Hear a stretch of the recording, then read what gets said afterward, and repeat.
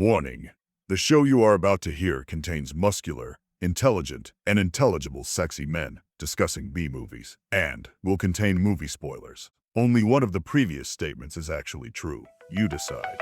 So light that fuse and let it burn. There's no escape, there's no return. Exploding heads and synthwave licks.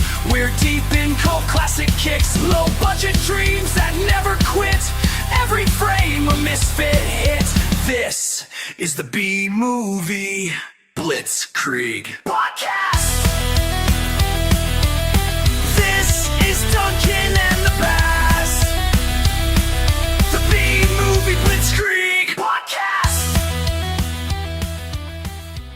Welcome back to the B-Movie Blitzkrieg Podcast, the only show where quantum physics meets kung fu, aliens speak with a New Jersey accent, and the line between genius and insanity is drawn in neon eyeliner. I'm your host, Duncan McLeish, rock star, brain surgeon, samurai, and part-time podcaster. And this week, we're strapping ourselves into a rocket-powered Ford and launching ourselves headfirst into one of the weirdest cult films ever committed to VHS, The Adventures of Buckaroo Banzai Across the Eighth Dimension.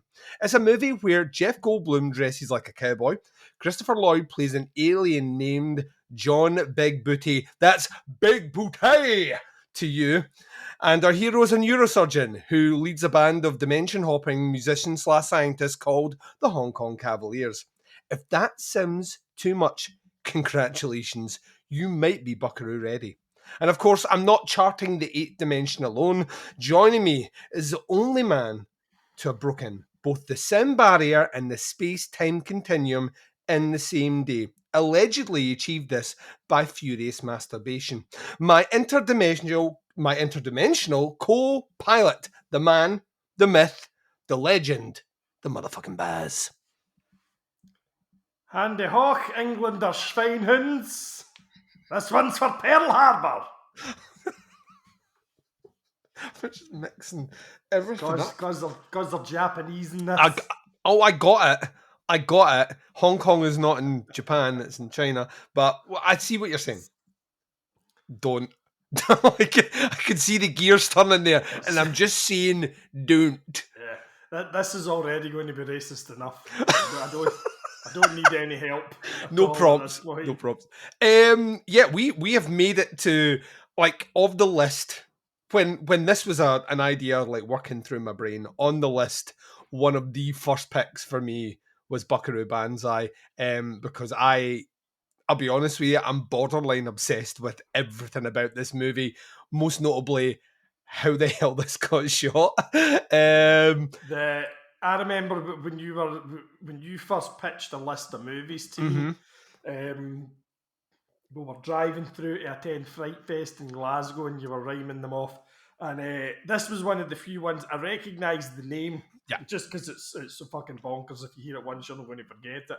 But I had absolutely zero idea what this film was about.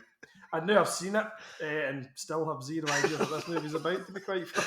I'm very much looking forward to the next segment where you break down the synopsis, because I think you could spend a lot of time doing it and still not really be any further forward than you were when you started.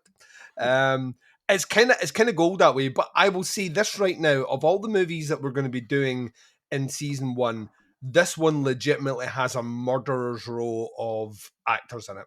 Like this is like recognizable, as in went on to do much bigger things beyond this movie. The cast list is ridiculous, and it just keeps, the more you watch it, the more you're like, holy, is that the Kurgan? The Kurgan's here. Like, you're like literally just working your way through it. So I know what you're thinking. Great. Well, listeners, I know what you're thinking, because I'm a mind reader and a neurosurgeon. You're thinking to yourselves, great cast list, wacky title, it's from the 80s. This movie must have made all the money. And I'm here to tell you it did not. It made very, very, very little money and has literally become the very definition of a cult movie, because the longer time has went on, the more that time has been kind to said movie. So, Baz, without any further ado, we're going to take a very short break. When we come back, oh my God, this is going to be my favourite segment. It's going to be you breaking down what happened in the plot. We're going to be right back to do that right after this. And welcome back, ladies and gents, to a segment that I've called Buckaroo's Brain-Bending Breakdowns. This is where the Baz, it's all the B's, alliteration coming at my tits, is going to break down the plot of this movie. And he's going to do it somehow in under 5 minutes or less. Baz, the floor is yours. Here we go, donkey boy. Strap in, son, for Buckaroo Banzai. Across the 8th dimension.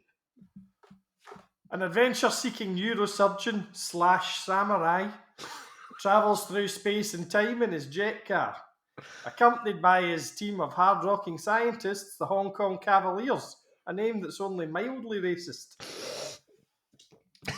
Following a successful experiment to pass through a mountain by travelling through the 8th dimension, Buckaroo's accidentally drawn into some kind of galactic civil war between some bad aliens and some Rasta aliens called John. And apparently this is all because he brought back some kind of alien testicle stuck to his jet car. He's aided in these shenanigans by his heavily armed rockstar scientist compadres and the various members of his fan club, most of whom are far too young to be involved in these kind of capers, to be quite frank. John Lithgow's fucking mental. He's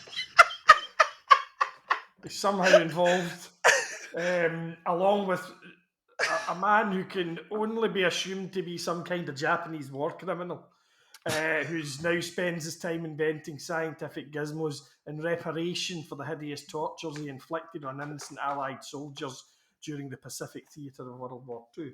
I can see how proud you are of that sentence. Oh, yeah. Yeah, that went through a number of edits. It was a lot worse. And on top of that, the bold Buckaroo appears to be trying to finger his dead bird's long-lost twin sister. Which is exactly as weird as it sounds.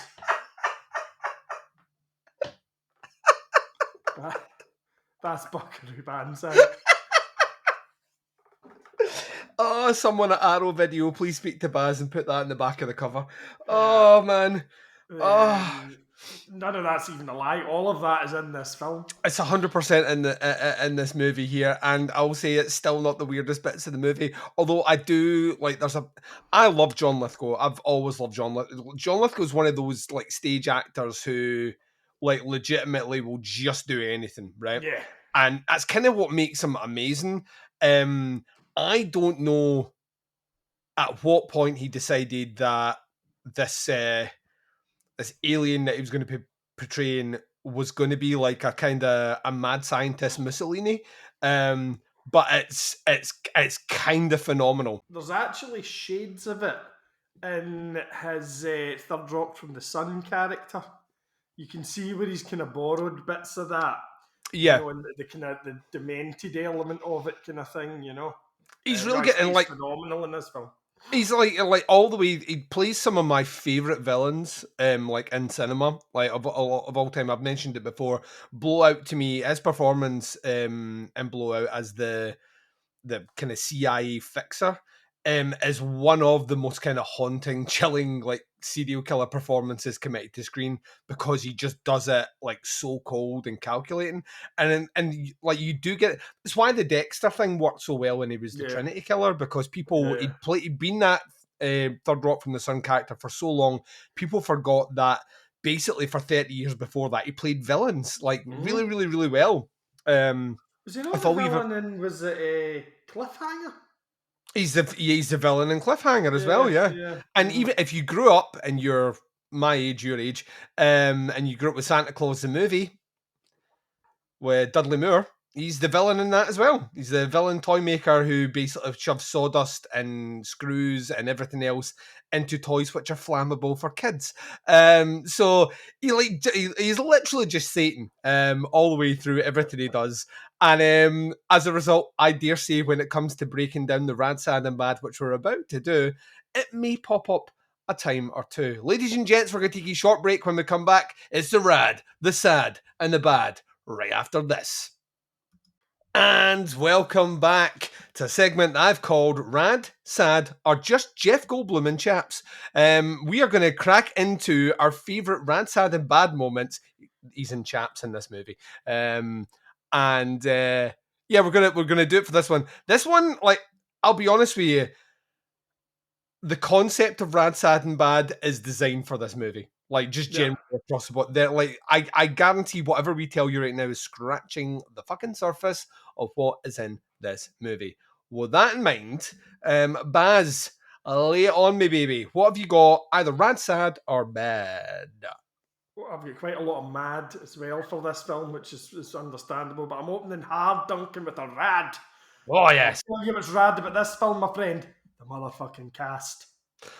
Yes. Lithgow. Yep. Goldblum. Yep. Lloyd. One of the dads from My Two Dads. And Clancy fucking Brown. The Kurgan. Yeah. Ramirez. Because he gets his throat slit. Unbelievable. I know you mentioned it earlier on, and I was trying to keep my powder dry for this section, to be honest, because it's the first thing I wanted to speak about. As the film went on, I'm like, oh my God, he's in it, and he's in it. They just keep coming. They just keep coming as the movie goes on. You are at a certain point, and we're not even talking about central character RoboCop. So like RoboCop is leading the cat, but like the further it goes in. The cool thing about owning anyone has the Blu-ray for this, I think Screen Factory put out in the States, Arrow put out in the UK. If you get it, the special features are incredible for this, and it's the casting and the director literally saying like that, we knew we needed people to be a little bit strange, eccentric, or whatever to be the aliens in this movie, and it literally got to a point where we're like. Yeah, Christopher Lloyd. That has he's going to be a great John Lithgow. He has to they had all this option before all these actors became fucking huge. They're all in this movie. So you're right. Like this movie falls apart and becomes actually quite cheap. Without the cast behind it, it is so rad. It's almost hard to put into words. You said mildly racist. I'm gonna double down on this. If I was in a band right now and could form it and get away with it, my band would be called the Hong Kong Cavaliers. What I love about it as well is they're not just a band. It's not just Buckaroo Banzai that's like a scientist, neurosurgeon, samurai. No, his band are also all scientists. So in between shenanigans that you get up to on and off stage, they're just reprogramming computers, cracking mainframes, just your usual and it makes me understand that being someone who was in a band, my band were a bunch of lazy bastards without talent off stage. And no PhDs, not one amongst you. Not one of us have a PhD at all. Right, where you go next? Where to go, man? Where to go? I tell you what it does have. It's got the hottest fucking jail cell flirtation scene. It's multiple MIGs chucked a handful of spunk at Jodie Foster. That's what it's got. That right there is that right there is a clip for the Insta teasing this episode. Yeah, and of course he is flirting with a woman who looks exactly like his dead bird, and it turns out it's a long lost twin sister. She's in my sad list because her entire presence in this movie is being kidnapped, crying, being confused, and that's it. That's her arc as a character. That's the thing. I was struggling to find sad things in this film. But one of them was singling her out in front of the whole club and making her cry. Do you know what I mean? Couldn't you have taken her aside and asked if she was okay? No. Let's stop the show, dim all the other lights and put a spotlight on that girl. Let's ask her why she's crying. You know what stops everyone from crying when they are crying? Everyone's staring at you. Everyone's staring at you and making a scene out of it, Baz, every single time. It's the cure for crying. Right, can we talk about Buckaroo Banzai just going off-piste and hijacking a jet rocket propulsion test? Because he just, for the shits and the giggles. The oscillation overthruster is an incredible name for a techie gadget. But the fact that he just goes rogue and then drives it right at a mountain. Well, I've got it in rad as well, mate, because I loved everything about that initial test launch. You've got hokey science, you've got rock star scientists, you've got an anti-establishment refusal to listen to the advice of your road crew. Mm-hmm. You've got racist caricatures of the Japanese people. You've got a headband, shite interdimensional graphics, and once again, you get Clancy fucking Brown. You do indeed. You do indeed. So, And yeah. and it can only be bested by the version of the, the oscillation overthruster that John Lithgow has, which is just a pedal bike. Aye. That he rides into a wall. He rides in a wall and half shifts through, thus bringing through with him one of the Lectroids becomes his. It takes over his brain, hence his weirdness. I'm going to go. Do you have another one? Yeah, well, I feel we're having far too much fun, Duncan, so I'm going to need to bring us down a bit because you know what makes me sad, Duncan? What makes you sad? What makes me sad, my friend, is the fact that we moved away from the teapots format where my inhuman ability to create nicknames was pushed to its very limits. Had we followed that format in this one, I would probably have called the bleach-haired rock and roll scientist sidekick guy. Mm-hmm. I'd have been calling him Stephen Rockings.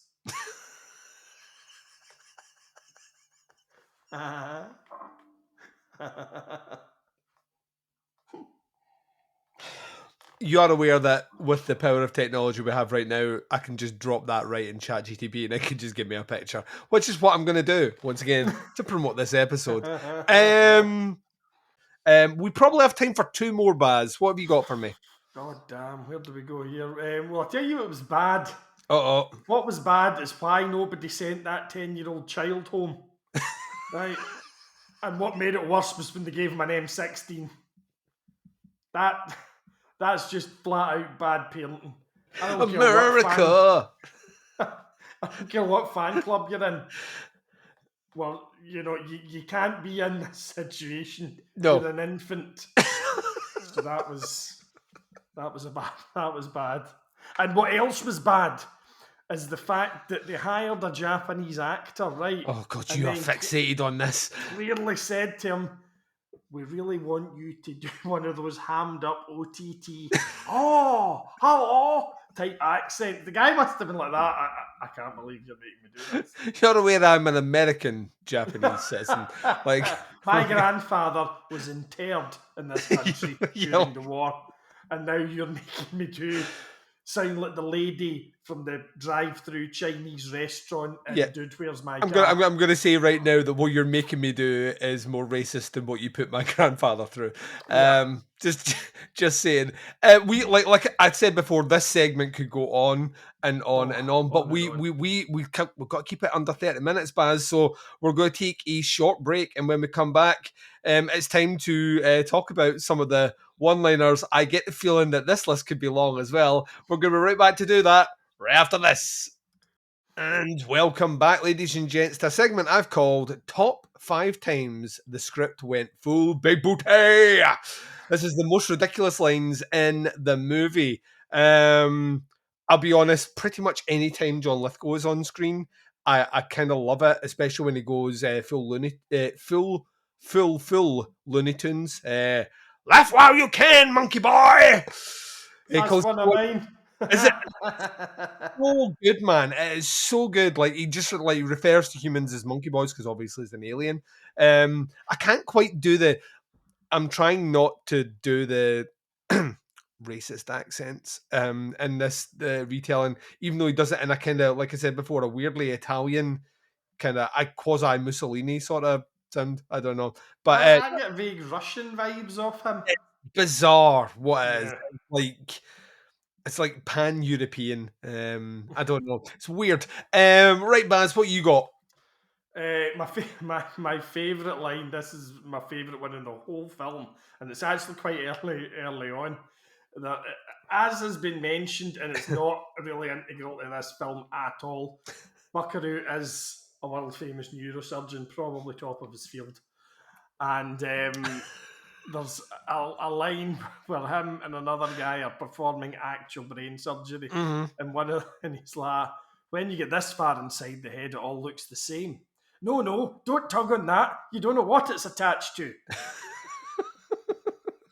Sorry, is it not your job You know should what know. that is attached to.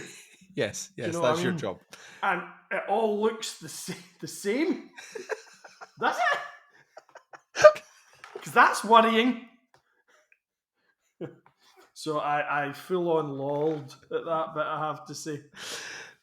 What about this? Wherever you go, there you are.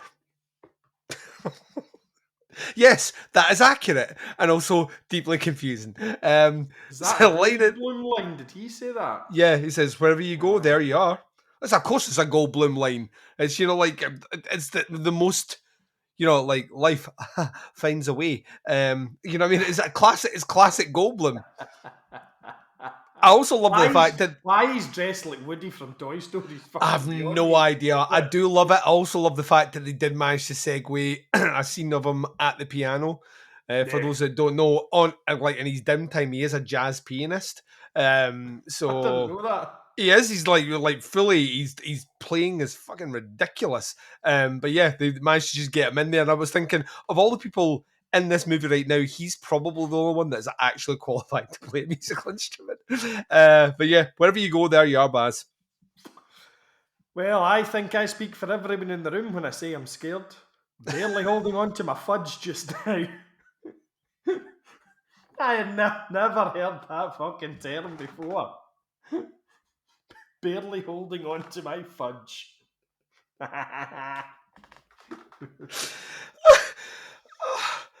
Oh, it's so good. It's so good. Or what about how do you explain the eighth dimension? And what comes from the eighth dimension? Very easily, you just say evil, pure and simple, from the eighth dimension. I'm like, they don't go into detail about that. It's vague, it's ominous, but vague, but it's pure evil. They do give them a name later on, though, because one of the quotes I've got is, what are they? Octroids from planet 10 by way of the 8th dimension. I mean, you can't get lost with those directions. No, I mean, that's actual science. That's actual science. Oh, man. It's not my goddamn planet, Monkey Boy. Anything with Monkey Boy just makes me happy. Just makes me smile. Just makes me smile. I had about 3 of them, and I'm like, At some point, we just have to have one. We'll take it back to the original. Right, I'm going to give the whole film is just littered with. It's just so well written. It's so well written. I'll give you the last one. Do you have one more that you want to fling on there? Let you wrap this bitch up. I am going to. You know what? I'm going to save us time for the next bit because when it comes to plot holes, this movie is riddled with them, and we're going to get into that right after this. And welcome back to a segment I've called Eighth Dimension or Eighth Rewrite. This is the worst plot holes in this movie. I'm going to kick us off with the obvious one. Buckaroo's resume here. He's a neurosurgeon. He's a physicist. He's a rock star, martial artist. He's also a test pilot. He might be the most overachieving human being of all time. Side of Bruce Dickinson. Yeah. Pilot, rock star. I don't know why he has to have so much accolades for essentially what he does in this movie. So yeah, to me, it feels like overkill. 1 or 2, I get it. All of them, what the fuck? But that's what about you? Not only that, but he's managed to surround himself by a team of like SEAL level operatives / nuclear physicists / rock guitarists. Yeah, it's like that must be a thing. And trust me, in my time, I've known quite a few like technical programmers, and I'll tell you right now, they don't have the charisma of the Baz. He's the oddity here. Like most of them don't have a personality. So there we are. I'm sure we've lost a few listeners because of that. What about yourself, Baz? The one that I couldn't get my head around at all was why the president's entire personal security detail is comprised solely of Russians. Who the fuck is this? Is this Donald Trump or something? Do you know what I mean? It seems odd to me. Da, comrade. Where did this film come in relation to Back to the Future. So this is 84, and the first Back to the Future is after that. I thought Back to the Future was 85. You know what? I can do that right now. To the future. Because 85. It's all about the car hitting Yep. the right speed and then everything fucking happens. You've called it right just now, and we're going to put it right out here, right now on this show. Fucking Back to the Future ripped off this bitch. Yeah. And basically Buckaroo Banzai too. The movie we never got. We're getting to that. With that in mind, we're going to jump on to our final proper full segment here, which is a grade for this. Cannot wait for this. We're going to be grading this bitch right after this. And welcome back to a segment I've called Rated X for Xenodimensional Weirdness. We are going to... Xenodimensional I had to actually look up. I didn't think it was a real word. Turns out probably isn't a real word. But we're using it here. And you know what? If you put it in the internet, it's true. We're scoring this out of 5. I'm gonna come in here. It may seem high. I do not care. This is a 4.5 out of 5 for me. I adore this movie. I've always adored this movie. I kind of love it because it's scrappy, weird, and every time I watch it, I enjoy it more. So 4.5 out of 5 for me. What about you, Baz? What are you giving it? You're going to love this. 4.5. Fucking yes! I fucking loved this film, man. I was in Spain actually when I watched it. I was on holiday and I watched it at the side of the pool one night on my laptop, and I was just having the best time. I was a bit drunk, not going to lie, but no, it's fantastic. This to me is what a B movie should be. Do you know what I mean? It's got weirdness about it. It's just fucking bonkers. And then it like doubles down on the weirdness and the bonkers. Do you know what I mean? It just keeps getting more and more nuts. And like some of the other ones we've watched, there's like like when we did The Fall of New York. Yes. By the time we got to the kind of monkey people and all that, I was like, this is starting to fucking annoy me now. It's just getting... Whereas this... just it was like exponential leaps forward, and it just kept getting better and better and better. And the whole concept, see what you were discussing earlier on about Buckaroo's resume, I just find that absolutely hilarious. It's so 80s. Oh god, yeah. I mean, just it's like everything you could have like a hero in an 80s movie to be is Buckaroo Banzai. He's everything. One person, do you know what I mean? Has to be able to do it all. I love this film. I will definitely watch this film again. Definitely. Amazing. I thought it was brilliant. I'm so happy. And with that, let's bring it in for our close of the show. I've called this segment, Baz, Watch for the Next Adventure of the B-Movie Blitzkrieg against the World Crime League. So there we go. And with that, we have reached the end of the adventures of Buckaroo Banzai across the 8th dimension. A film where the real mystery isn't the aliens, or the jet car, or the watermelon. It's how the script made it past a single table read without someone yelling, wait, what dimension are we in again? A huge thanks to the Baz, who once again navigated the cinematic chaos armed with only a lab coat, a cowboy hat, and a suspiciously detailed knowledge of Lectroid politics. We do this for you, dear listeners, and because we have long since lost the map back to reality. If your brain survived the oscillation overthruster and you're still capable of basic motor functions, be sure that you subscribe to us on YouTube, Spotify, Apple Podcasts, or wherever you get your dimensionally unstable content. And of course, you can leave us a review or just shout, Big Booty! into the void. We will hear you. Next time on the B-Movie Blitzkrieg, we're trading in our jet cars for jungle cats as we dive loincloth first into The Beastmaster from 1982, a film that dares to ask, what if Conan had a six-pack, psychic ferrets, and unresolved trauma? Expect swords, sorcery, and more shirtless glistening than a tanning salon in a heat wave. Until then, stay groovy, stay grindhouse, and remember, here at the B-Movie Blitzkrieg, the bizarre meets the brilliant, one B-movie at a time. Baz, say goodbye to our listeners, please. Auf Wiedersehen, mein Kameraden. Be careful when you're stepping those gooses. Blitzkrieg!